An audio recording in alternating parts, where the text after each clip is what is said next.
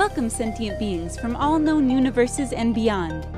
It's time to activate your cranial downlinks and prepare to receive a raft of discussion on a cosmic ocean of science fiction and fantasy topics, interviews with local area genre devotees, and insightful prognostication by our soothsayers of science fiction, our forecasters of fantasy, and any other beings that happen to get caught in our gravity well.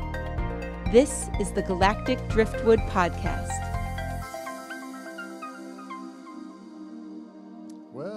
Hello, and welcome to another episode of the Galactic Driftwood Podcast. I'm Bill. I'm John. This is Charles. I'm Seth. And we have a guest today. We have a guest today, Stu Burns, who is a vampire folklorist. And we thought it appropriate to bring in Stu, especially since this particular episode will air in the month of October. And it seems appropriate that we talk about something supernatural, fantasy-ish.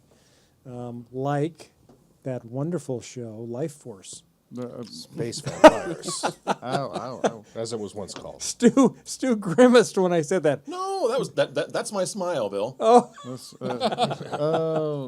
Well, first of all, is Vampire Folklorist the title that you want us to use to describe you, or is there... Works for me. Well, I mean, is there one that you identify as? Well, that's an interesting story, John, because my degrees are all in history. My academic work was in that discipline and this, that, and the other. I didn't take a didn't take a folklore course at all until I was actually past my PhD coursework. But all the people who've ever cited me say, well, they don't say vampire folklorist, they say folklorist Stu Burns.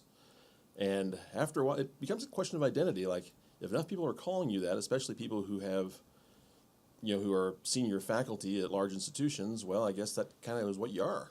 Yeah. So I've embraced that identity. Yes. Okay. Sort of like Tyrion Lannister embracing being the imp, or Jon Snow embracing being the bastard. Did you just compare Stu being a folklorist? No, I'm saying you Lannister embrace being a midget. You embrace what people are calling you. Yes. Right. Yes, you embrace your dwarf. Because then they can't use it against you. Tiny dwarf. No one can ever use being a folklorist against you if you embrace it. Pretty much.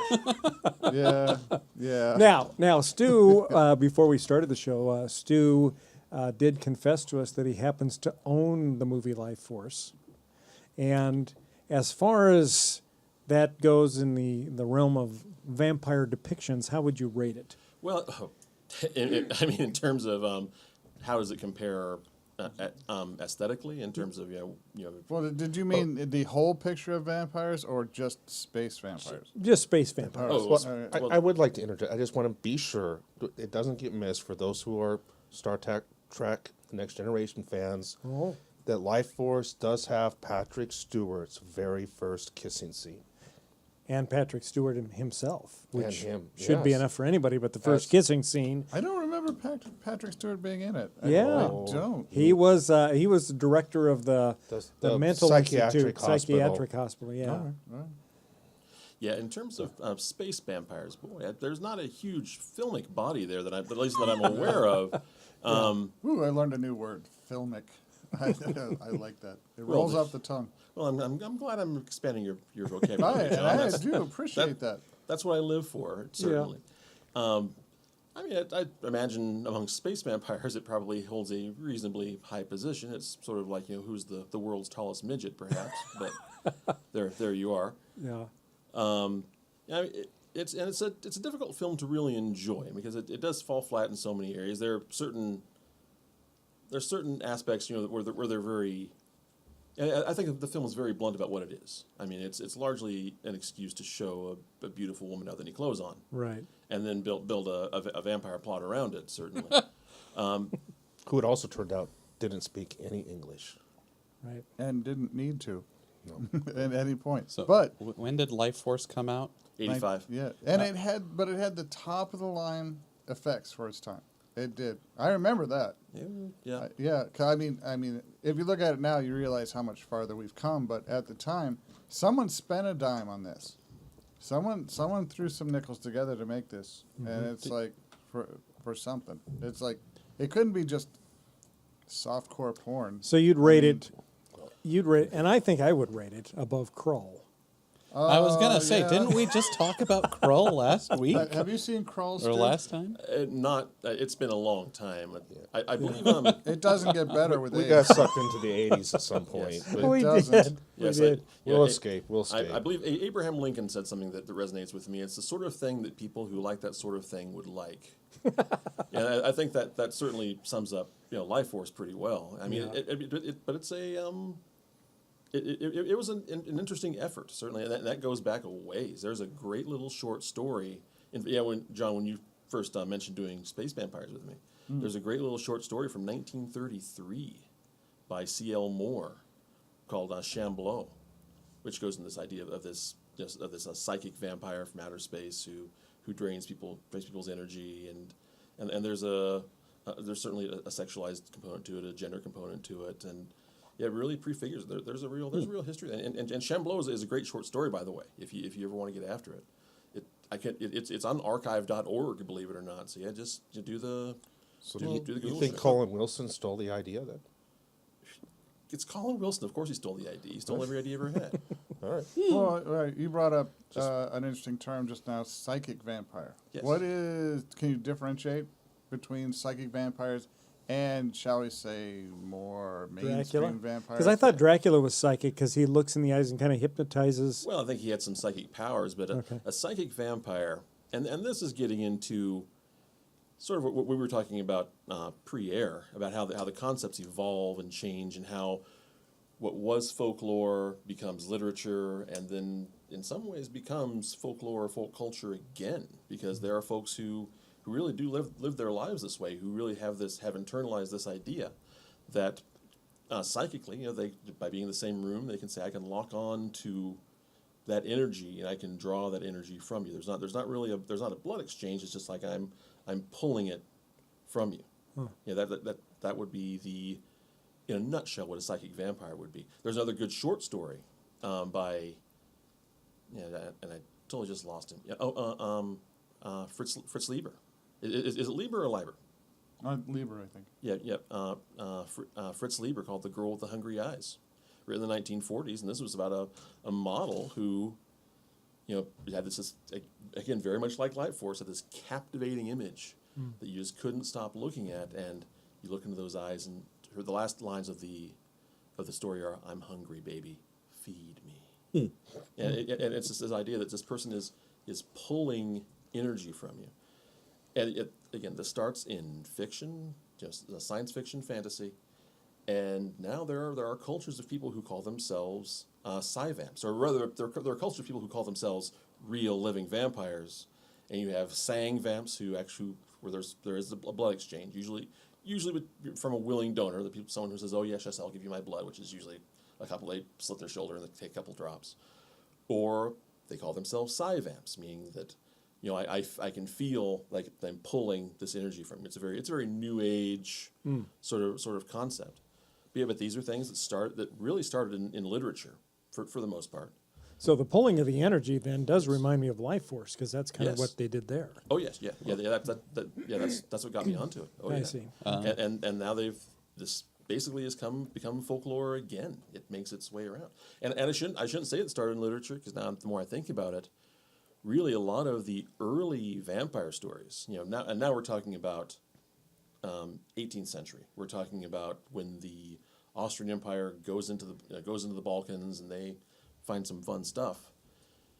You don't have that many stories of a physical body actually grabbing someone and biting their neck or their chest or whatever and pulling blood in.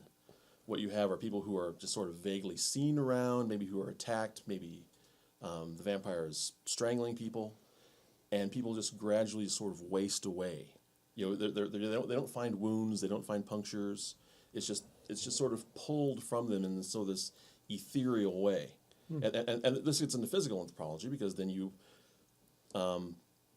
as a way to try to ameliorate the situation, they'll open graves and they'll see this body who.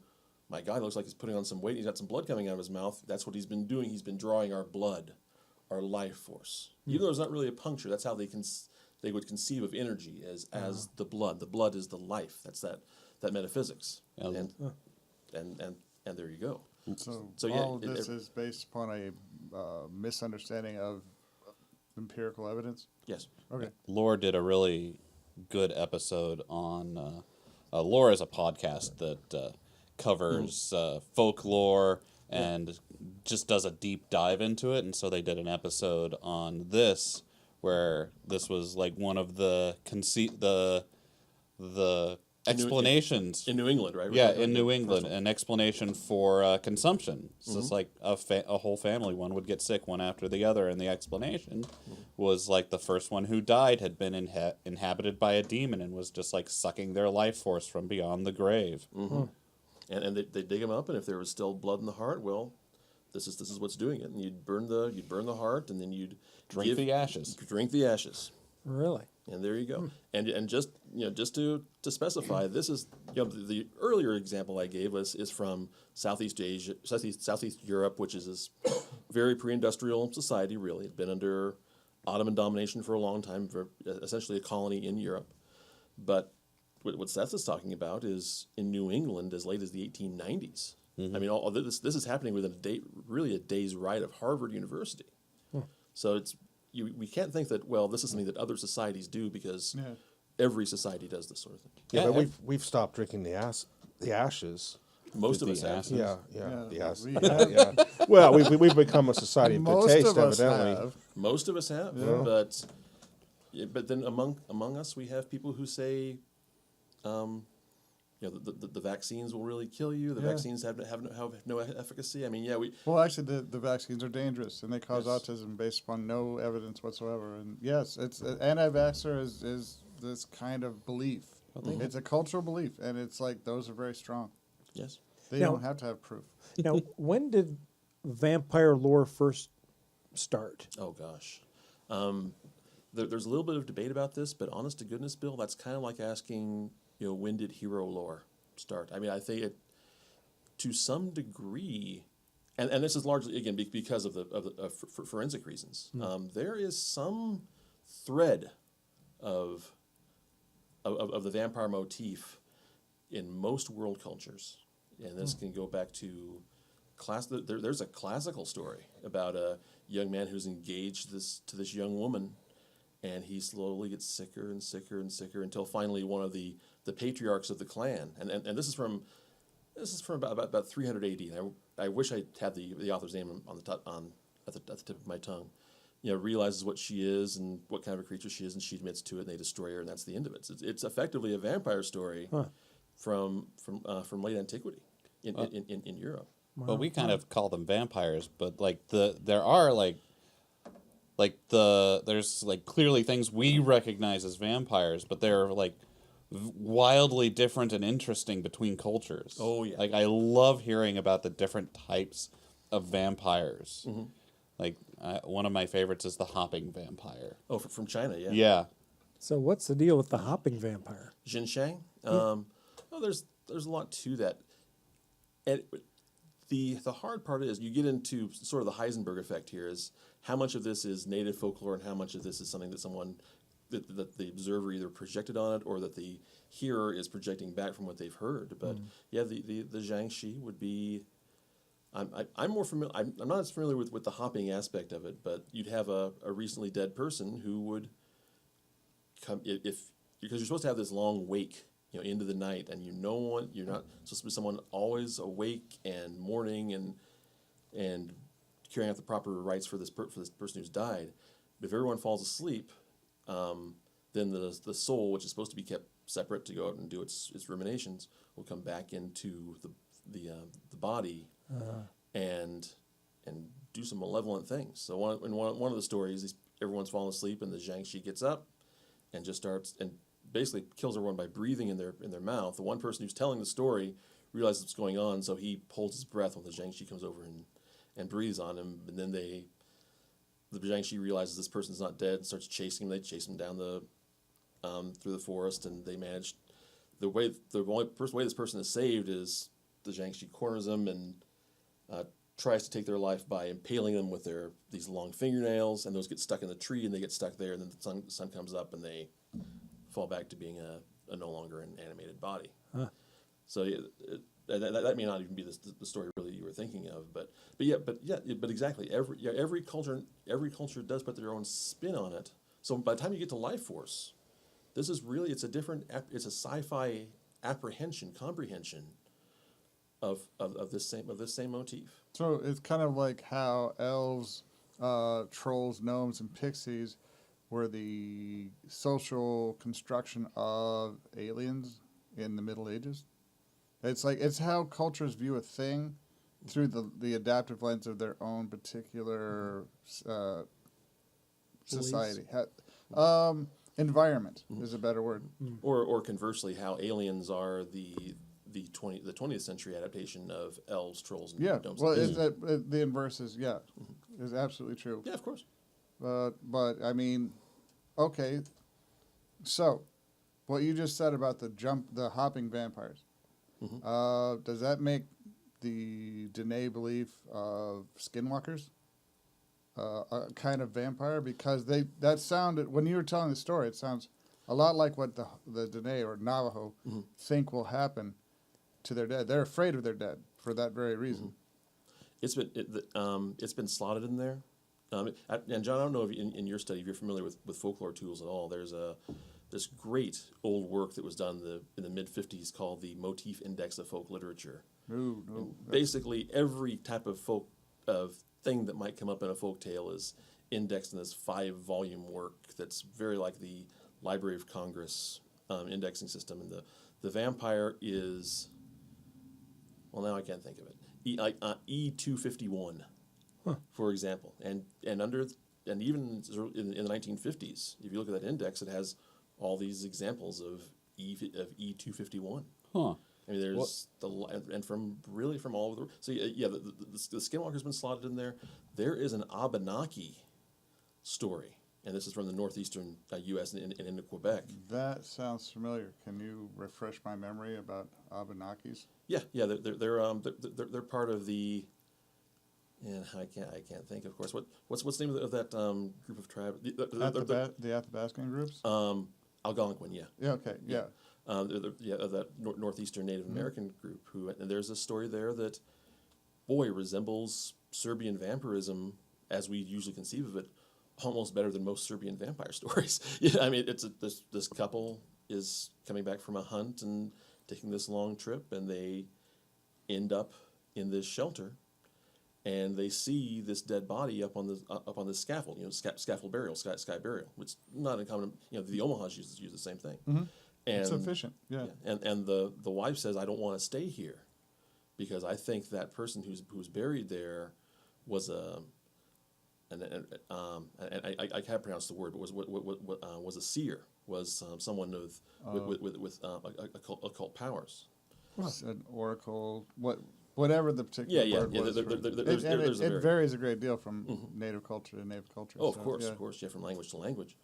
And the husband, of course, tells her to pipe down, which was a mistake. And they stay there, and things don't work out very well for the husband. And she wakes up and hears this body with this blood coming out of its mouth, and her husband's laying there disemboweled, and she's holy crow, and so she flees, and this ball of fire trails behind her, but she manages to get to a group of friendlies, and they go back and they cremate this body, and everything in that story is just classic Eastern European vampirism. Do you think that's cultural transmission, or do you think that's a problem? It did.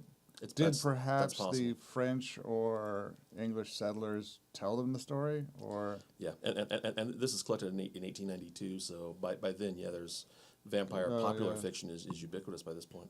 Yeah. Although it's way more folkish than the popular fiction, because by that time the popular fiction was very much the aristocratic vampire that had already taken hold. The first short story of the aristocratic vampire was written in 1819 as a take that to Lord Byron, and then Varney the Vampire is this long, incredibly crazy work from the 1840s. You know Varney? Yeah, I've never read any, but I've heard about him in multiple talks. We tried to read it one time with a group, and we just we lost our energy. We couldn't do it anymore. It was just there's just too much to it. What is it? Torturous? Is it? It's Is just it verbose? Is it was originally it was an original Penny Dreadful, but the series went on for a couple. The guy didn't want to take it that long, but every time that he tried to kill Varney off, they said no, we need more. This is selling too much, and so he'd find a way to resurrect him, and they'd go on for a little while, and he'd kill him again, and they'd resurrect him again, and finally at the end he finally said, I've had enough of this, and he had him jump into a volcano. Hard to resurrect from that. Well, pretty much, yes. Lava pretty much takes care of. When you're an author and you have something that sells, you kind of go with what your publisher wants because they pay you. So. Oh, we were just talking about how the Simpsons are in their 30th season. Yeah. I mean, that's basically, this is like the Simpsons of the vampire stories. Ooh, boy. Ooh. Now, how does... So the first 5 books were great, and then everything else. Yeah. Now, a lot of us have heard about Vlad the Impaler, and there's often references about that every Halloween and how that's maybe the source of vampirism and or the original source of where the vampire legends came from or what they're based on. And you've already touched on the fact that they go well back farther than that. But can you talk about how Vlad the Impaler fits into a lot of the folklore? And Yeah, absolutely. There really isn't any folklore about Vlad himself being a vampire, having much of an afterlife at all. There's surprisingly little. There's plenty of folklore about him while he was alive, but yet Dracula, and I prefer to use the word Dracula for the guy because the Impaler is that's what the enemies called him. Yeah. You know, Vlad Sepesh, Vlad the Impaler. That's a Turkish word. That's what people call you when they don't like you. Vlad Dracula, he signed himself Dracula. It meant that he was a member, like his father, of the Crusading Order of the Dragon, which was an anti-Turkish crusading order in Southeast Europe. In real life, he assigned himself that name. Yes. Dracul. Yeah. So my friends call me Dracula. Well, there you go. Yeah. Do you answer to that? I just want to be sure we're... He's saying, I'm Vlad, my friends call me Dracula. I'm Dracula, Chuck Because Dracula. somebody went, hey, Vlad the Impaler. And he went, no, my friends call me Dracula. But back then, Dracula You just did heard not our guest. have the horrible image that we paint to it today. No. It would have just been, like he says, the name of that order. Either way, he was well dressed. It was his. Yeah, Dracula means son of the dragon. His father was Vlad Dracul, Vlad the Dragon, and he was Vlad Dracula, which is son of the dragon. There are at least 2 documents extant where he signed himself Vlad Dracula. That was his. It was like William the Conqueror or what have you. It's a title, kind of. Yeah. A surname that is also a recognizable aspect of his genealogy. Yes. Okay. Yes, very much. And, people would probably have respect for badass titles then as they do today. Very much so. Yeah. So why do you think that the movies picked up on that Dracula name? Well, because 400 years later, there's a guy who managed a theater in London who said, I'm going to write me a vampire story. And having access to these things, he goes down to the British Library and does some research and finds a couple of paragraphs relating to this guy with a name like Dracula, which he thinks sounds cool, especially considering that it means son of the devil, because devil and dragon, same word in Romanian. And he lifts a couple of paragraphs out of a book with some history about this guy and says, that's my vampire. Stoker's original novel, the original name of the character was Count Wampir. He's kind of messing with it a little bit, and he saw that name and said, "That's what I'm going to name him." There you go. And so he essentially grasps this relatively obscure medieval character from the medieval Balkans onto the vampire legend, and the rest is history. This is exactly how all fiction writing works. Mm-hmm. You find a weird idea and you just blow it up. Yep. And it's just like James Tiberius Kirk. Yeah. Why put you that name? Because somebody found the historical character and thought it sounded cool and popped it on there. Now he's a space captain. Yes. Precisely. He is. Normal-eared and all. Yeah. Yes. Seth was reading to us the original TV Guide review of Star Trek when it first came out in 1968. Read that for us. That was kind of funny. Star Trek premiere. Twilight Zone-type science fiction series aims at kids and adults with a weird opener about an alien body on a strange planet who assumes shapes of men or women in its quest for life-giving salt. The puzzling plot teeters on the absurd but walkie-talkie devices, colored space food, laser beam guns, and the pointed ears of Spaceman Spock, Leonard Nimoy, will appeal to the youngsters. The star of the series is the normal-eared William Shatner, playing a no-nonsense spaceship captain, in color. That's how I want to be identified. The normal-eared Bill Newman. Well, no, we identified you yesterday. You're one lab accident away from being a supervillain. So it's like one tragic thing. If life throws you a bad bone, you're gonna make everyone suffer. No, No, John. Why? First of all, you're like no, but you're laughing maniacally. No, because it's just so absurd. Mr. Dracula, is that not maniacal laughter? We may partner up later. He might be my minion. But yeah, until the minute he starts working with aluminum, and then it's like this Legion of Doom is over. I'll help Right him gather now. some souls. It'll be all right. Right. It's all right. We're doing private jokes We're in front drifting. of our fine guest, and Well, so excellent audience. yes, Do most folklorists with the vampire genre, do they think it really is just across all societies, human nature generally misinterprets empirical evidence in a certain way, or is it meme transfer storytelling that causes this to hit all the different societies? Yes. Both. That's all that. Yeah, Yeah. it's an active debate. I mean, honestly, I think within people who work in folklore and anthropology, the forensic explanation, which was really elaborated on by Paul Barber in a book from. Yeah, I like to crack my Ivy League whip once in a while. Paul Barber published this great book from Yale University Press not quite 30 years ago, where he really goes into the forensic evidence.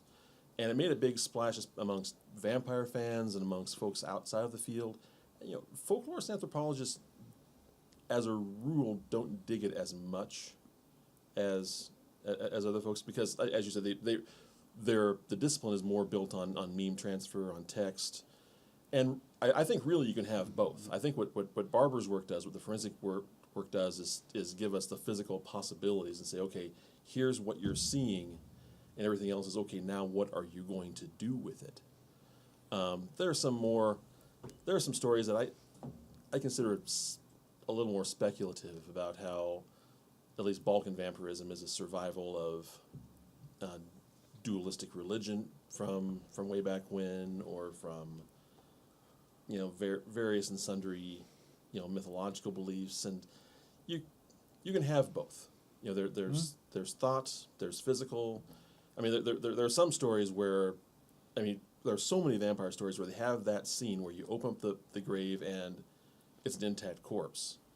That's like, oh come on, this is what's happening. You're seeing something that looks like a miracle, which is actually within the range of the normal state of affairs. Mm-hmm. So I think there's a lot to it. I mean, I think in terms of transfer, that's another story altogether, because you hear so many stories that are so similar that don't necessarily have that, well, of course are similar because that's the way the real world works aspect to them. That, yeah, there's some transmission there, there's some archetype to it, there's some, who knows how far it goes back. There was a great lecturer from the Stone Age Institute in Bloomington, Illinois, who came and gave a lecture to the Leakey Society here a few years ago. And I wasn't going to get into folkloristics with the guy, but he had a couple bullet points on development of language in the Stone Age.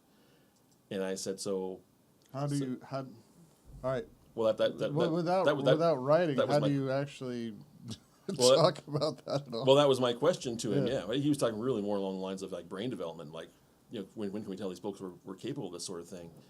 And the line he had, just based on the material culture he had, was that if these folks are telling stories, they're telling the same ones over and over and over. That's how an oral history works. Yeah. But yeah, No, I agree. And it's like there's all kinds of physiological proof that they could talk.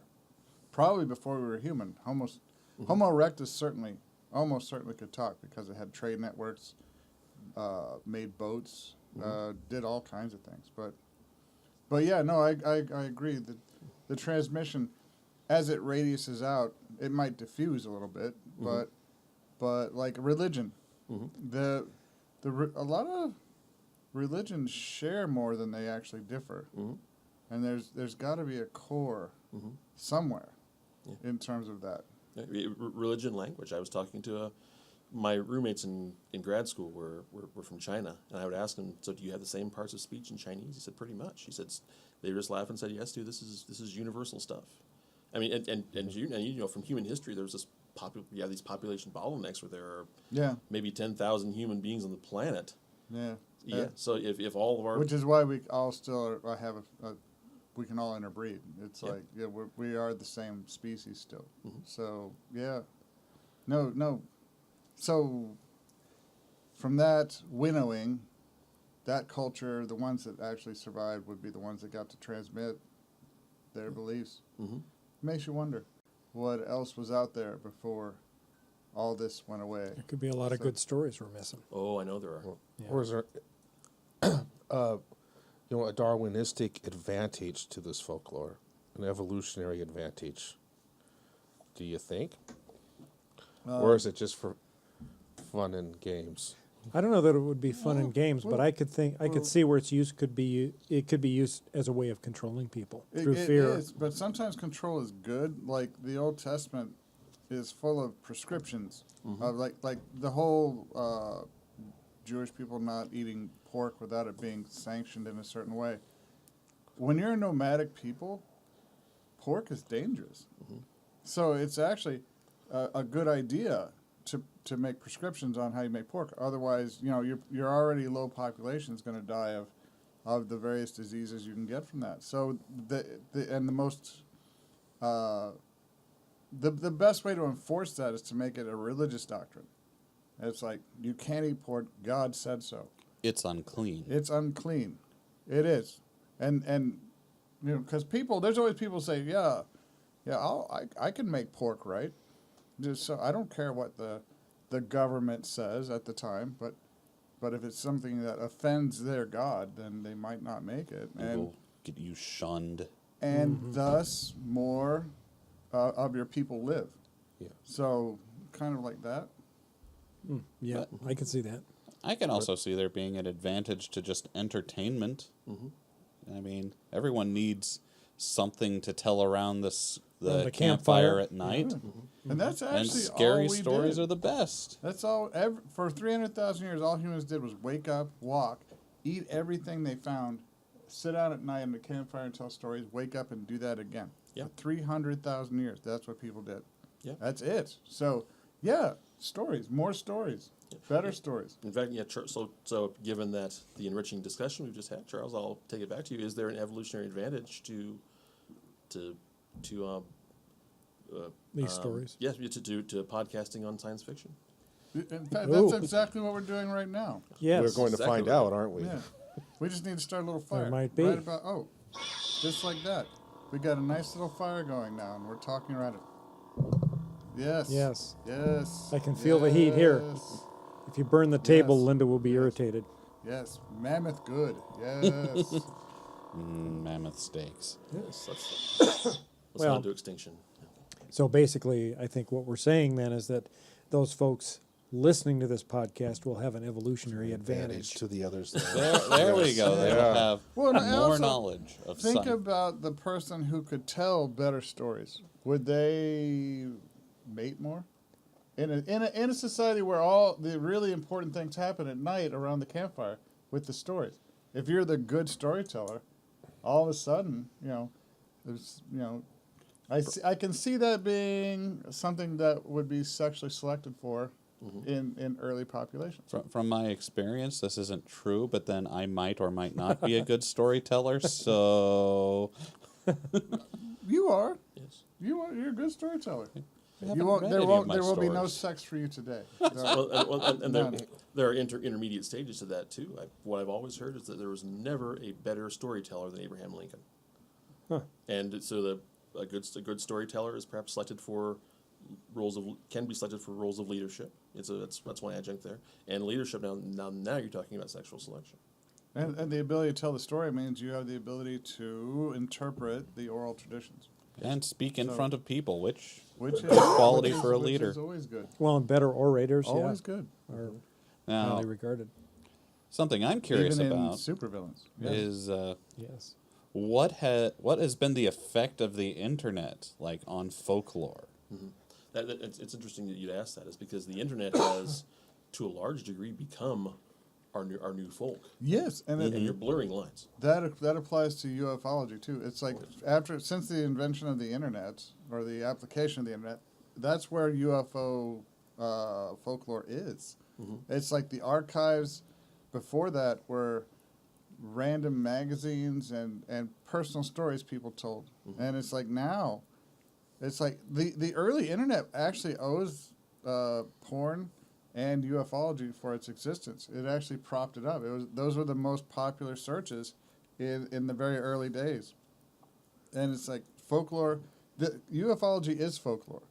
It's entirely folklore. There's no empirical evidence for any of it. So it's all folklore. Memorettes, yeah. Yeah. Is what as in Well, folkloric jargon is a memorette, yeah. What's not blatant crap is folklore. I'll Yeah. put it that way. But Yeah. to say all of it's folklore kind of insults folklore. So yes. yeah.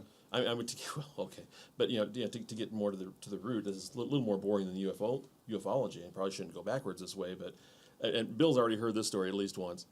One of the first stories that I collected, when I was doing some graduate work, was this trip legend to these people who would drive out in the country, and if you flashed your headlights so many times, you'd see the light of this lantern, of this ghostly lantern, off in the distance go by. And I won't get into the story, but in days of yore, if you heard the story, you'd ask your friends, like, have you heard this? Have you heard this? But the girl who told me this, the person I collected the story from, she heard the story, and what'd she do? Didn't expect that to happen. Boom, right to the internet. That happens. To verify it. That's the first place she went, was, I'm going to look this up on the internet. Yeah. I mean, and which is what happens now. You hear a story from someone, and if you have any doubts about it or want more detail, you don't go. Back in the day, you would say, "Well, go ask Grandpa, go ask Uncle so and so, or Sure. go ask the elder of our Right. group." Today, you go ask Google. Yeah. Now, does Snopes help with mitigating fables and stories that originate on the internet? What do you think? I don't think critical Well, thinking comes into play. It here. depends on who sees it. I mean, there's a lot of people that will post this stuff without thinking. They just see it, they repost it, they don't care. But I do see that there are those that push back, that will do the research, that will go to the Snopes or whatever, and then post refutative evidence. Well, this is like folklore, though. Wait, your question is meant for a demographic that's not at this table. Every single one of us went to college. Every single one of us went to college. And therefore, to get out of college, you have to take Comp 1 and Comp 2. And during Comp 1 and Comp 2, they teach you how to differentiate between good and bad sources. So to Supposedly. us, I mean, I can go on the internet and I know how to seek out good and bad information. You do too. They don't. And only 25% of all Americans go to college.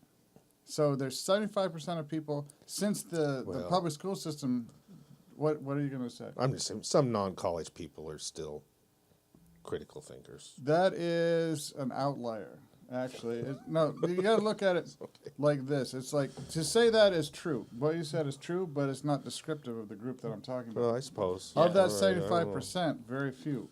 Yeah, I mean, Are but capable of- getting away from formal education, just getting into personality types. I mean, there's some people who see something cool and say, "I'm going to share this story because it's cool and I like it and I'm going to share it." Because I've known people in online communities, who do this all the time, and they were just nonsensical stories. And so some of the other folks, the moderators, or people like me, would come back and say, "No, what you just said isn't true. That didn't happen." And they would, instead of saying, "Oh, my bad, sorry," they would say, now I'm mad at you. because I was having fun with this story, and you showed that I was wrong. People get upset with you because that story. I saw a great quote the other day that folklore or anything like that is only successful if it reinforces a belief that that's already there. So when you can post a factual refutation, and now that we're into now that we have a national leader who routinely calls stories fake news. Yeah. People say, well, because there are folks I know, like most of the flat earthers, who I do have a couple in my circle, unfortunately. If you cite Snopes, they just laugh. They say, Snopes, yeah, that's ridiculous. That's worthless. No, it's not. But yeah. Yeah, but in their world, I know. I'm not refuting you. I'm saying that for our viewing audience. It's like knowledge good. Yeah. Yeah. And it's like, but we gotta be careful because now it's like I'm almost feeling like we're getting into folklore bad. Because if it sprouts these kinds of disbeliefs in empirical observation, then that's bad, isn't it? Well, folklore is good and folklore is bad.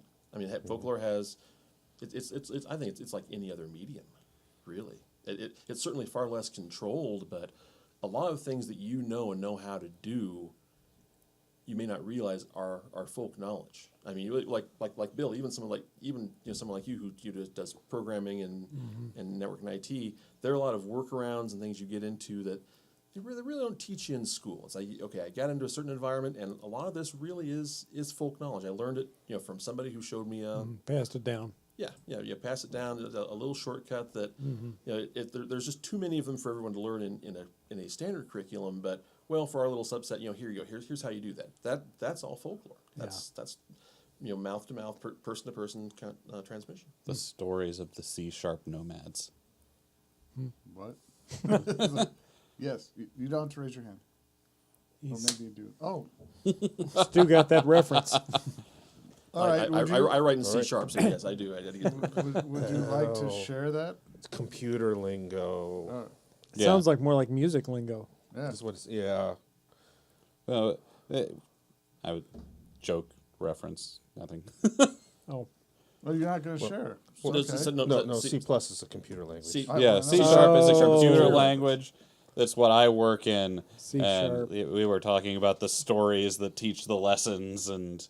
Yes, the tales of the C-sharp nomads. Okay. Not familiar with C-sharp, C++. Yeah. There was a class of objects at one time, and the class of objects was what was going to kill our dragons. And, the church teaches that you are supposed to sort arrays and only this way. But there are tales of a library that will help you sort them even faster and easier. Okay, we've lost a couple people at the table now. No. I'm loving this. This is great. It's like I didn't know there was an oral history factor into Programming? There's programming. a bit. There's a tremendous amount of programming humor. Oh my goodness gracious! No, well, that's if I was a ghoul, or if I was a night walker, Versus I would a boy. I would probably become a programmer. Well, there's a lot of jokes about computer programmers fearing the sun and Yeah, they all look surviving only by a special vampire-ish. liquid that they consume. Yes, I can see that. and the IT guys do kind of suck the life force from me when I have to deal with them. Well, Hey, now. that's Hey. horrible. Not as bad as engineers bore us with their... That's the best way to get Bill to hijack your car automatically. That's gonna why I just take park over. around the block. It doesn't matter. He'll just he'll call it to him. It's like it's his servant now. Yeah, He'll I'll be just hijack sucking all its the little life computers. force. Yeah. Well, listen, while we're on the subject of the dead and stories, While we're on it, yeah. stories, This is We always had- an intro for you to do a bad pun. no. Always, every No. time. All right. Burt Reynolds Okay. passed away this week. So you just called Burt Reynolds a zombie? No, kinda. It's like- I it's said like while he's we're a talking about the ghoul. dead Oh, and stories, Burt Reynolds died this week, and many people may not be aware that he did have some ties into science fiction. And there was actually an article written, and for those that don't know, that might be looking for some sci-fi experience involving Burt Reynolds. He had the distinction of appearing in the very last hour-long episode of The Twilight Zone. It was a 1963 satire titled The Bard that featured, appropriately enough, a time-warped William Shakespeare. In that episode, Shakespeare ended up indignantly punching Burt Reynolds' character, a Marlon Brando-style method actor, in frustration after the modern-day film that Shakespeare's script got bogged down in production hell. So there's that one to look forward to. He also, and some X-Files fans may remember this, he also played the part of God. Yes, that God. In the 9th season X-Files episode titled Improbable. The part was specifically written with Reynolds in mind after he expressed interest in appearing on the Chris Carter-created show. As God, Reynolds played a mysterious human form acquaintance and observer of the protagonist, Wayne, a killer who died amid an epiphany that he should have followed the stranger's cryptic but helpful advice. Sounds like an interesting X-Files. I may have to look that one up because Yeah. I don't remember that one. I don't remember that one either. But it does sound cool. Yeah. That Twilight Zone sure sounds. The idea of Burt Reynolds as a method-style Marlon Brando actor is the darndest thing. Yeah. Yeah, I can only envision in my head it being done badly. I can't see Burt Reynolds doing that. But I'm not saying it is. I'm not saying it is bad. In fact, it's probably very, very good. But in my head, how I'm seeing him play it is like he's the bandit. And it's like he's doing Brando as the bandit. And As it's the like, bandit. that's bad. That's Oh, just gosh. not good. Don't Right. do that. Yeah. So, yeah. I watched Smoking the Bandit couple of days ago. This has some relevance to our story, our thing a minute ago when we started making C# jokes. Yeah, and people at the table who don't write or who don't write in C# are looking around like, what the hell are these guys talking about? There's a great line. This has a little relevance from Smoking the Bandit, where Sally Field for a good long time has been talking to Burt Reynolds' character, has been talking to the bandit about musical theater, which is perhaps understandably not a field that Bo has a lot of background in.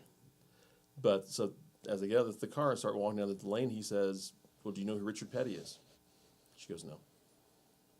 "Do you know who Waylon Jennings is?" She says, "No." He says, "When you say something, how stupid you sound depends on what part of the country you're standing in." Right. And Right. it's because we all have this subculture that has its own That is profound. its own side. Yeah, there's real profundity in Smokey and the Bandit.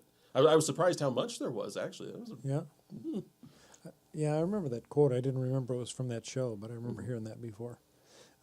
Let's see. He was also played the part of Les Williams, a supportive father of a monster-obsessed teenager in the 1996 movie Frankenstein and Me. I think I might have seen that when I was much younger.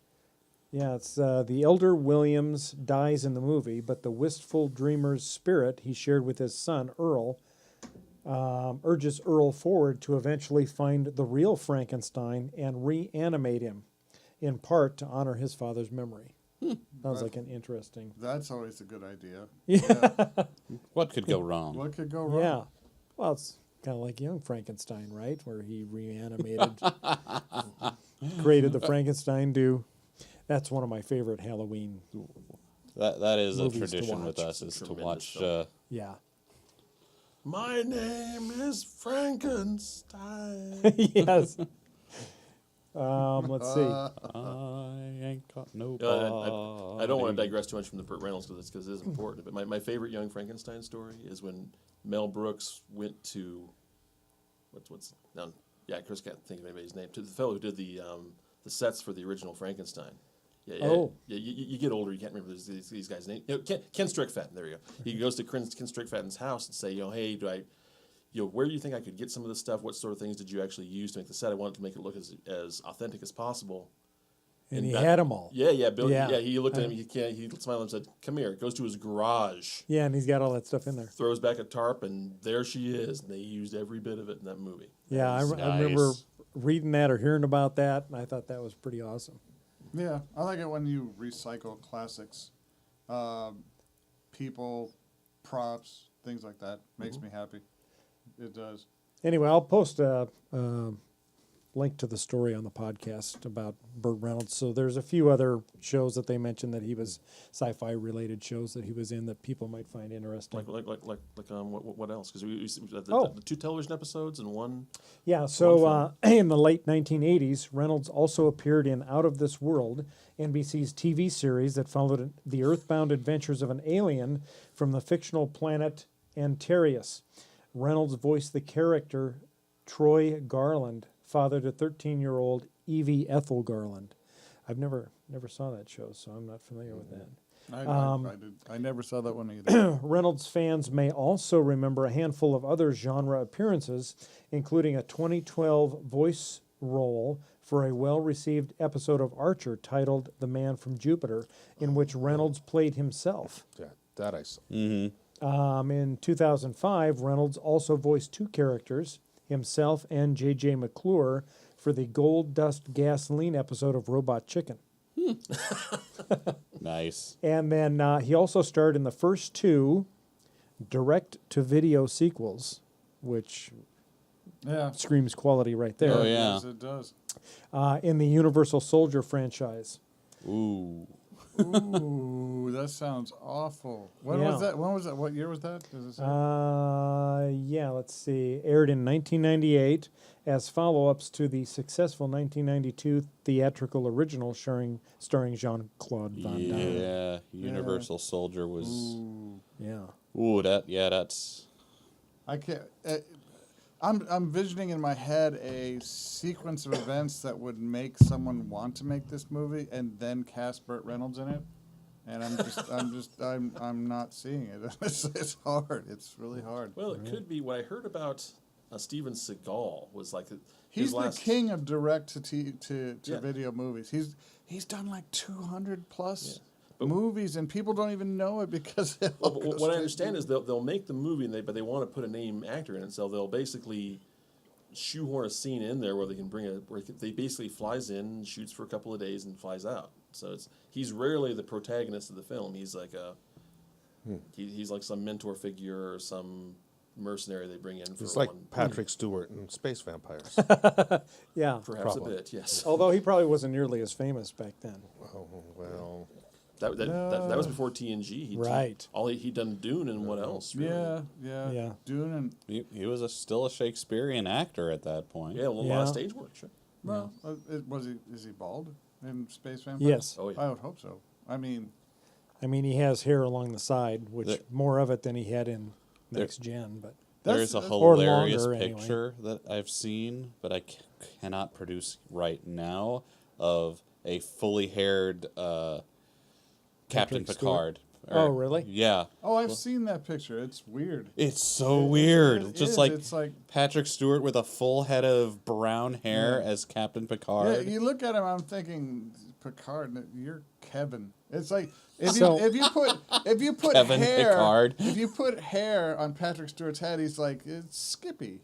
It's Kevin. It's So did they Steve. did it's they something. just It's stick just a guy. hair on Yeah. Captain Picard? Oh, Yeah. I want to make sure. I was thinking maybe it was Actually, an old yeah. photo of him where he actually had hair, It's there. and they just stuck the face on the body. No, it was. Well, I, could you send Bill that picture? Yeah, I'll that post we it. I will, post I it will have right to here, right find now? it, and I will Okay. send it to That's Bill. like- Okay. Since Yeah, I know the all picture's this- going to the be new over cool. there or over there, I'm going to go.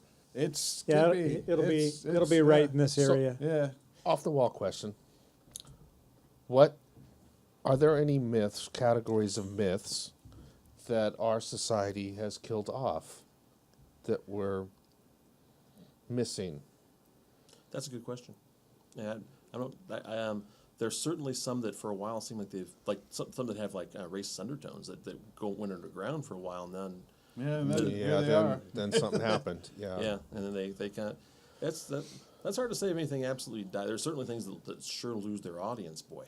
Yeah. But then again, maybe those Roger Welsh made a good chunk of his career, going back to these Works Progress Administration booklets that were done back in the 30s, where people would go around. They were make work jobs. They were going around the country collecting stories, and these folks collected all these stories in the 1930s from the people that they encountered, and they wrote them up. They had very limited publication. They'd be in these very cheap, mimeographed, stapled books. And Roger Welch, the Nebraska folklorist, found these and wrote them up. These are stories that largely people didn't tell anymore. They were by that time they were 40, 50 years old, and he just by reprinting them, bringing them back, you can sort of resurrect that sort of thing. Huh. Yeah. Just stuff ebbs and flows. If it completely goes away, that's hard to tell. Is there any? Well, I won't get into it. How difficult is it to utterly kill a concept? It's well, I mean, it's tough. there's a lot of Native American folklore that has been killed by the destruction of the people that believed in it. So you can do that. I mean, there's always a sequel, isn't there? Huh? It's just to genocide? it's hard to kill. It's hard to kill I stories. was just going. He's Yeah, saying, it's just like vampires. It's hard to kill a myth. Because then you have a book that's what I heard about Black Elk Speaks. When Black Elk Speaks was originally written in the 1930s, it had a very limited audience, went through one printing, and off it goes. And then in the 1950s, all these folks in Europe are investigating Native American folklore, because by that time now it's pretty close to dead. And they found this book, this incredible documentation, and it gets another printing. And John Neihart, the great Nebraska author, is still living, and he has a whole second career over work that he did in the 1930s. Well, a lot of folklore, it can die off because it's not really applicable anymore. It's like a lot of Native American folklore is naturalist. It's like talking about, all right, for example, the little people. It's like little people can be between like 4 feet and like 6 inches tall. And and even smaller, and vary a great deal from tribe to tribe, but they're all naturalistically centered. It's like, it's all out there in the forest, but who goes to the forest anymore? right. Most Americans can't name 6 trees. We don't go outside, and that includes Native Americans, because I've named all mine, Bob. Well, Joe. And that is actually worse I know than any other way to put it. And I've been waiting for a bad pun from you all day, and you make me happy. But I almost let made me the same finish. pun. Let me finish real quick.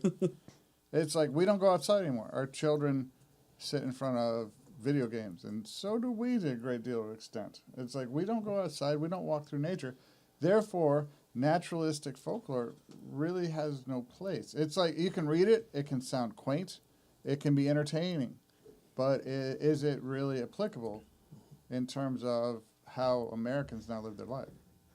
And especially because when we do go outside in the forest that when we do go into the forest, which and people do it from time to time, these are largely controlled environments. These are places that are very strictly delineated. This is no the bears forest. coming Right. for you. Yeah. There will be, or there will be, and And there's a boardwalk through the forest. You can just walk along the boardwalk and enjoy nature and not have to get down in it. The bears are Or- mostly well, controlled, though. yes, yeah, and not be eaten by it, as Right. we were talking about with the bears. Sure. But yeah, I'm guessing that no one's parents here taught them how to leave cream and honey out for gnomes or elves to keep them from Exactly. Or a giving portion of the disease to your crop cows. for your elves, or they're gonna the little people will burn your crops, and Right. little folklorists that don't.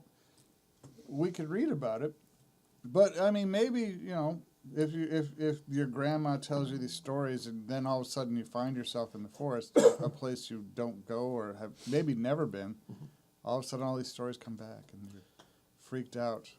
Well, there's now you're triggering my memory. This is actually kind of a major deal. There are a couple of anthropologists from University of Pittsburgh who did some work in rural Tlaxcala in Mexico amongst Native American folks there. And in 1960, there was still a going idea that there was this blood-sucking witch called the Tlahuelpuchi that would kill babies. And mothers would wake up in the morning and my God, my baby is dead. And it was a tragedy. So it was really their way of Dealing with SIDS. Of dealing with SIDS. The anthropologists that were looking at this were sort of realizing what was going on. That there was a lot of co-sleeping going on. And so there's and on a warm or on a cold night when people would get up and these folks are still work on traditional sleep cycles where you get up for a couple hours in the middle of the night. So they get up, they nurse their babies, and they'd go back to bed. And bad things in Mexico. In all right, Mexico. All right, the whole in co-sleeping in 1960. Yeah, but it's like that's obviously some kind of colonial Western influence on Mexican culture because co-sleeping is the habit in the world. So, okay, so this is probably some kind of form of colonial rebellion, kind of in a little way. Sorry, well, it was a remnant, but yeah. These same folks though they came back in 1982. And all these stories, there was this very rich folklore about these blood-sucking witches, these Tlahuelpuchi. They came back in 1982 and it is gone. Because by that time there was rural education, there was rural media. Their worldview had changed to such an extent that you could ask people about it, and these people would say, "Oh yes, they were real." But it was in the past. It was no longer a folk tradition that you could use right here. Oh, I see. Now we used to do that. We used to think that. So that would be a story that's dying out. Yes. Then. All right. That's a hell of a thing. Yeah, maybe because it lost its audience. It lost its applicability. Its relevance. I do. Sad, kind of. But I mean, not really. I mean, I'm not a fan. I like to dispel ignorance rather than perpetuate it. But and you're not a fan of SIDS. No, I'm not. Just as We're taking that position as a podcast Charles right is now. not a fan of genocide. No. So yeah. Mr. Dracula. Yeah, Well, Mr. Dracula. Dracula. Yeah. Now the army of vampires when they come, I might be okay with it. Going all Bond. Not if, but Dracula. when. But when, Right. yes, yeah. Chucky Draculas. I like it. Yeah. It works. Chuck the Dragon. John Fine out of University of Michigan. Yeah, he got a hold of this interesting little tidbit from somewhere where someone was talking about these vampires in Serbia in the 19th century, and talking about they were still doing vampire hunts in the 19th century in Serbia, and which he describes, and that the last line of his report is, "Boy, aren't we going to get some schools out here and dispel this ignorance from these people that are doing these things?" But at the same time, you have these people who are collecting Serbian folklore as a way of preserving Serbian language and just getting Serbian literature going. And so, on the one hand, yes, you don't want to go around digging up dead bodies, but on the other hand, boy, you kind of are losing something. It's the darndest thing. It's a paradoxical thing that we kind of have to do, but darn. Yeah, you do lose something. Yeah, and it's like to say that by removing these, I'm dispelling ignorance, destroys the idea of the social construction of reality that we all actually operate on different realities, and theirs is just as valid as ours. So by claiming I'm dispelling ignorance, I'm actually proclaiming that my way of looking at things is better than yours, and that's not right. But it may be true. It may be true. So in certain cases, I mean, because like the people who view vaccinations as wrong, they're wrong and they're harming their children and other children, and it's like that's terrible. But right. Is it time to go? It is time to go, and I want to definitely thank our guest Stu for enlightening us on some interesting vampire story. Golf clap for Stu. Yay. Thank you, Stu. Thank you. And we'll be back next time. I don't know that we know for sure who's going to be on the next show, but we will definitely have some stunning news to share with you at that point. We will? We will. Okay. We will. Well, all right. Who's this we stuff, white man? Because I don't know what it is that you want to share. I imagine after the camera's off, you'll tell me, and then I'll be excited. Is this just him building up hype for the next episode? You'll have to tune in to see, as will you. Also, like and subscribe. Okay. It's a gimmick. I like it. Yes. Just because it's a gimmick doesn't mean it's not true. Yes. Watch next show. All right? Schopenhauer. Subscribe. Tell your friends. We'll use our vampire powers to lure them in. All right, folks. Well, thank you for joining us, and we'll see you next time. I'm Bill. I'm John. I'm Charles. I'm Seth. I'm Stu. He's still Stu. We'll see you next time. Bye-bye. Bye. Bye. Bye.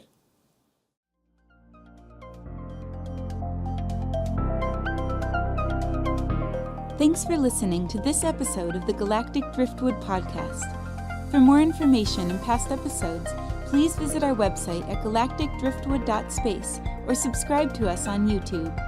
And now, please deactivate your cranial downlinks, collect your towels, and be sure to watch your step as you exit our gravity well.